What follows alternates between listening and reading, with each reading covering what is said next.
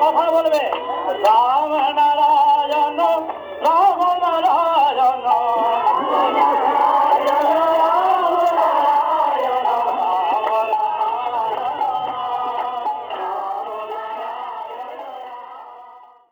রাম নারায়ণ রাম। ঠাকুর শ্রী শ্রী বালক ব্রহ্মচারী মহারাজের শ্রীচরণে অনন্তকোটি প্রণাম জানিয়ে শুরু করছি আজকের বেদ চর্চা।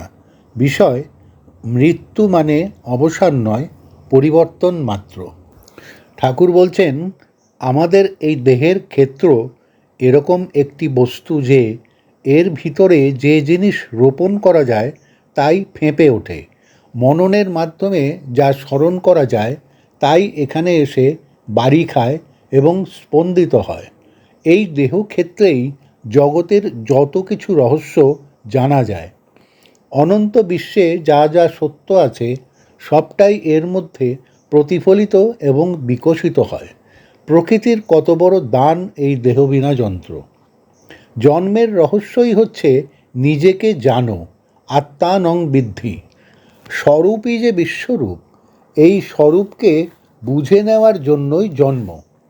স্বরূপকে বুঝে নেওয়াই যদি জগতের সৃষ্টির উদ্দেশ্য হয়ে থাকে, তাহলে অতি সূক্ষ্মাতি সূক্ষ্ম অণুপরমাণুর বস্তুর বস্তুত্বকে বিশ্লেষণ করতে করতে এগিয়ে যেতে হবে। অতি সূক্ষ্মাতি সূক্ষ্ম অণুপরমাণু যা চোখে দেখা যায় না, যার নামকরণ করা যায় না, তাদেরই সংমিশ্রণে এই জীব ও জগৎ। সেই সব বস্তু দিয়ে আমাদের দেহ মন গড়া, এবং যে যে বস্তু দিয়ে তাদের রক্ষা করা হচ্ছে, সেই আলো জল বাতাস ও খাদ্য তো শূন্য মার্গেরই বস্তু। তাই মহাশূন্যে ভাসয়মান সূর্য চন্দ্র গ্রহ নক্ষত্রাদি সব কিছুই বস্তু। জগৎময় প্রতিটি বস্তুই অবস্থা ভেদে এক একটি রূপ নিয়ে নেয়, এবং স্মরণ মননের সাথে সাথে দেহক্ষেত্রে আপনি সব ফুটে ওঠে, কোনো বাধা মানে না।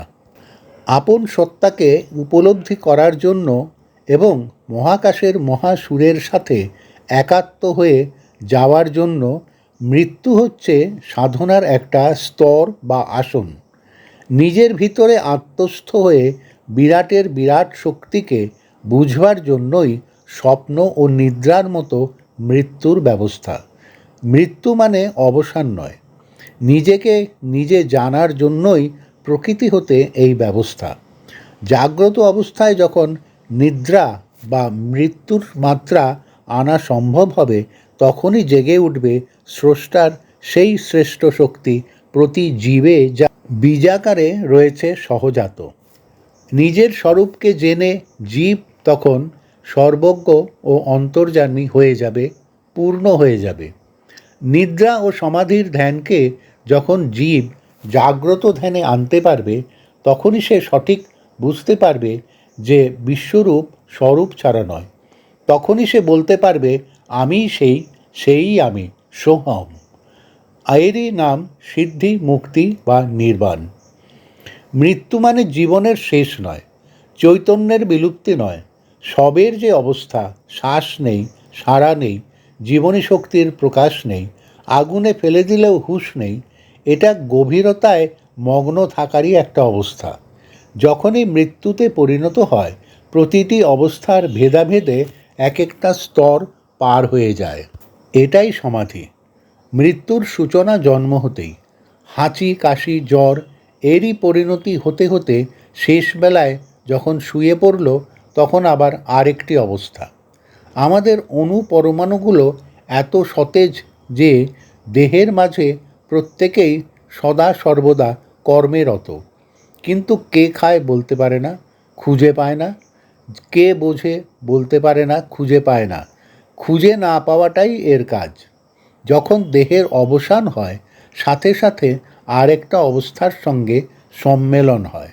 জল যেমন বালিতে বা সূর্য টেনে নিয়ে যায়, যাওয়ার পথ যেমন দেখা যায় না, সেইরূপ ক্ষুদ্র ক্ষুদ্র অণুপরমাণুগুলি অর্থাৎ কণিকাগুলি চৈতন্যের সুরে সুরময় হয়ে নিজ নিজ বুঝে আত্মস্থ হয়ে থাকে। তাই বস্তু চলে গেলেও মরে না, মরে গেলে তা হতে আর পোকা হতো না। মনে রেখো, মৃত্যু মানে অবসান নয়, পরিবর্তন মাত্র। পরিবর্তনের মাঝে পরিবর্তিত হতে হতে চলেছে এই জীবজগৎ। দেহের অবসানের সাথে সাথে ওই কণিকাগুলি সব শুষে নেয়। রাত্রে কয়েক হাজার ছারপোকা যদি রক্ত খেয়ে ফেলে, সেরকম ওরা ওই ক্ষুদ্র ক্ষুদ্র কণিকাগুলি ঠিক টেনে নেওয়ার জন্য সর্বদা ব্যস্ত থাকে। গাছের ফল যেমন টেনে ফেলে, ওরা অজস্র অজস্র কণিকা, যাদের সত্তা আছে, চৈতন্য আছে, ওরা চলতি জিনিস যা চলছে তা আয়ত্ত করার জন্য প্রবল বেগে ধাইছে। ওরা আমাদের এই যে চলাফেরা, গতি যা চলছে তা নিজেদের মধ্যে আয়ত্ত করতে চায়। পৃথিবী যে দ্রুত গতিতে ঘুরছে, তুমি তালে তালে সেই গতিতে চলতে পারলে সব সময় সূর্য দেখতে পারো। তেমনি কণিকাগুলি চাইছে নিজস্ব গতি অনুযায়ী প্রকৃতির গতির সাথে এক গতি করে নিতে। নিয়মমাফিক গতি অনুযায়ী যেমন সন্তান হচ্ছে, নিয়মমাফিক গতি অনুযায়ী যেমন শীত, গ্রীষ্ম, বর্ষা, ষড়ঋতুর আবর্তন হচ্ছে, প্রকৃতির নিয়মের ধারায় সেই গতির সাথে এক গতি করে নেওয়াই হলো প্রকৃতির নিয়ম। শীতকালে কি হলো? গরম মরে যায়নি, গরমের তাপ কমে গিয়ে শীত হলো। অর্থাৎ শীত গরমকে আটক করে নিল। 97 ডিগ্রি আমাদের টেম্পারেচার, সেটা 95-96 ডিগ্রি হলে জীবন্ত রূপ হতে ঠান্ডা রূপ নিলাম। এই সব কিছুই গতিরই খেলা। ফ্লোরে অর্থাৎ মেঝেতে গরমে শুতে যেমন আরাম, আবার শীতে গরম কাপড় চোপড় গরমেরই একটা রূপ। ওই অবস্থা হতে এই অবস্থাতে এসেছে। এই যে দেখছি, শুনছি, চলছি, লড়ছি, এক অবস্থা হতে আরেক অবস্থায় চলে আসছি। এই অবস্থাটা আসতে কতটুকু সময় লাগে বলো তো? এই যে কথা বলতে পারে না, কোনো অবস্থাতেই সাড়া দেয় না, এটা প্রাণহীনের অবস্থা নয়, রূপ। এটা প্রাণশক্তির জাপ্য অবস্থা। এমন এক অবস্থায়, এমন এক জায়গায় অচল অটল ধীর স্থির হয়ে রয়েছে, মনে হয় কারো সঙ্গে সম্পর্ক নেই। আগে নড়াচড়া করত, খেলাধুলা করত, সেই গতি এমন করলো। এখন চক্ষুতে দেখছে না, কানে শুনছে না। জল, স্থল, অন্তরিক্ষ তার কাছে এক হয়ে গেছে। ওই অবস্থা হতে এই অবস্থায় পরিণত হওয়া ক্ষমতারই প্রকাশ। আগে দেখত, শুনত, সেই ক্ষমতাই এই অবস্থা করলো। এটা কত বড় ক্ষমতা! তুমি যখন ঘুমিয়ে থাকো, চোখে দেখো না, কানে শোনো না, তুমি থেকেও মরে আছো, তবুও তুমি মরনি। ঘুমের মাঝে নাক ডাকলে নিজের শব্দ নিজে শুনছো না, চক্ষুতে দেখছো না, ঘুমিয়ে থাকলেও তুমি মরনি। ঘুমিয়ে থাকার ব্যক্তি যদি না মরে ডাক দিলে জেগে ওঠে, ছোট পর্বত হিমালয়ে পৌঁছলে যেমন হয়, এই যে এখন তুমি শুনছো না, দেখছো না, এখন তুমি বড় ঘুমে গেছো। অর্থাৎ এমন একটা ঘুমন্ত অবস্থায় এসেছো, চিরদিন যে ঘুমকে তুমি সাথী করেছিলে তাই একত্রিত হয়ে চিরনিদ্রায় চলে গেছো। ক্রমশ ক্রমশ এই চিরনিদ্রায় যাবার জন্য জীবলোক ধাবিত। এই চিরনিদ্রায় চলে গেলে সে ঘুম থেকে আর জাগিল না, কিন্তু সে মরেনি। আগের ঘুমেও, প্রতিদিনের ঘুমেও সে যেমন মরেনি। এক ব্যক্তিকে ধাক্কা দিয়ে যেমন জাগাতে হয়, মরে গেলে পচার ভিতর দিয়ে, গলার অর্থাৎ পচা গলার ভিতর দিয়ে বলছে জাগো। ক্লেদের ভিতর হতেই সৃষ্টি। সৃষ্টি যখন হয়, সামনে কেহ বসে খেতে পারে না। ক্লেদ পঙ্কিলতা হতে এই দেহ হতেই সৃষ্টি হয়ে আপনি স্ফুরণ হয়।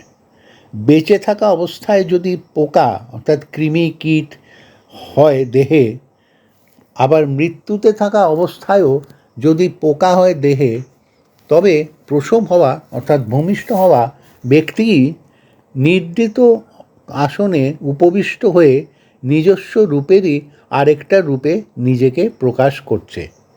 সত্তা কখনো নষ্ট হয় না, ক্ষয় হয় না, একটা অবস্থা হতে আরেকটা অবস্থায় প্রকাশ হয়ে যাচ্ছে। নিদ্রিত অবস্থায় মস্তিষ্কের সঞ্চালন এত দ্রুত গতিতে ধাবিত হয় যে মনে হয় বছরের কাজ একদিনে হয়ে যায়।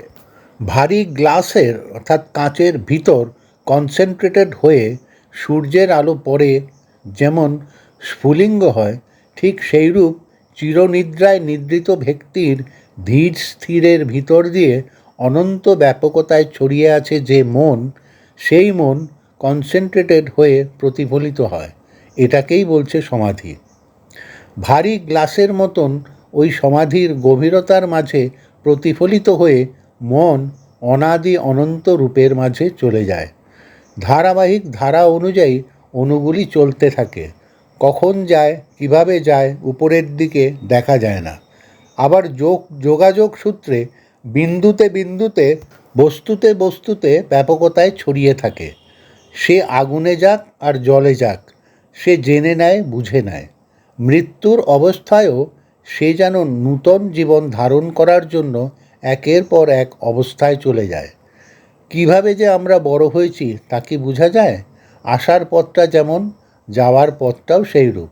বুঝ আছে, বোঝা যায় না, জানা আছে, জানা যায় না। এইটাই বিশ্ব রহস্যের রহস্য। রাম ও নারায়ণ রাম, পুস্তক সূত্র পরম চৈতন্যের সাধনা।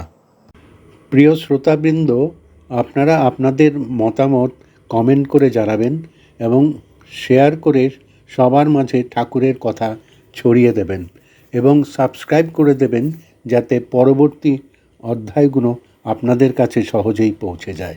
রাম ও নারায়ণ রাম।